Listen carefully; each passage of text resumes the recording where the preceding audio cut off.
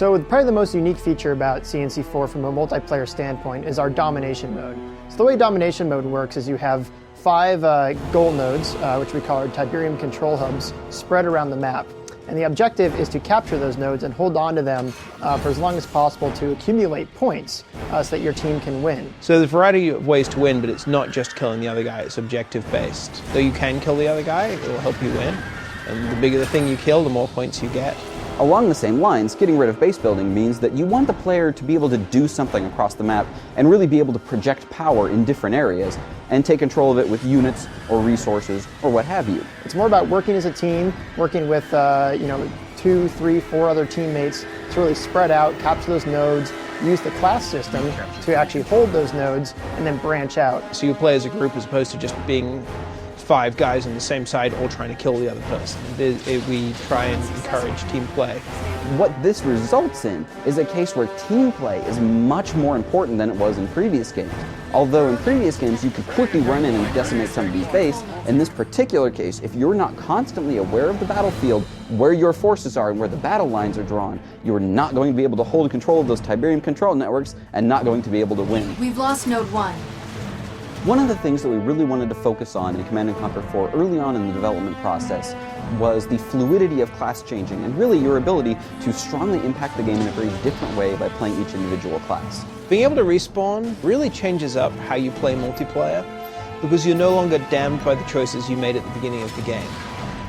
It allows you to take more risks. You're able to maybe try out a strategy from the get-go. Say you choose the support class, and you go and try a strategy, and maybe it doesn't work out. You get ambushed, you lose your crawler.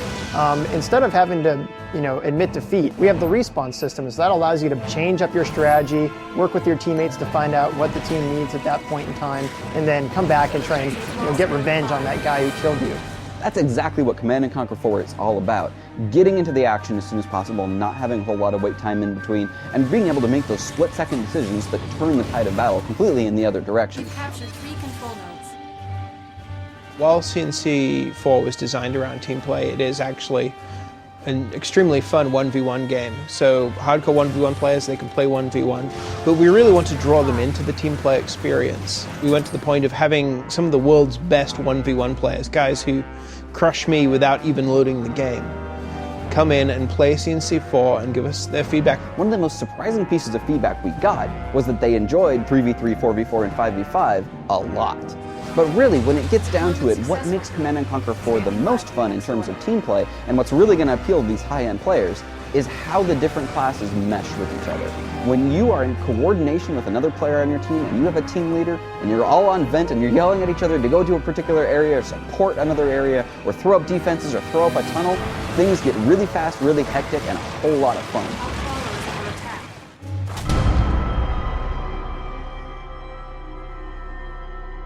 Just like in multiplayer, it's going to be very important to coordinate with your teammate in co-op to have the most optimal single-player experience. Yeah, you could both build tanks, but ultimately when something flies into your radar, you're not going to be able to shoot back at it. It's the best idea to have one player as one class and another player as another complementary class. Where, the class that you're playing, the class that your teammate's playing, the communication, all of that is still there. And so there we've actually designed our objectives, so it's more about how you go about completing the objective. Usually if you're in a defend mission, you can have one player play as defense and another player go as offense and complete the objectives around the map, while one player really creates a home base, creates a large number of defensive structures, and plays the base building game, which is still a lot of fun in these single player missions where you can really hole up in an area and defending. It's a large number of AI forces. We don't want it to be, this is the offense class objective. It's more about, this is the objective. As the offense class, you could take this route, but if you were playing as offense and your friend is defense, this is a good way to do it.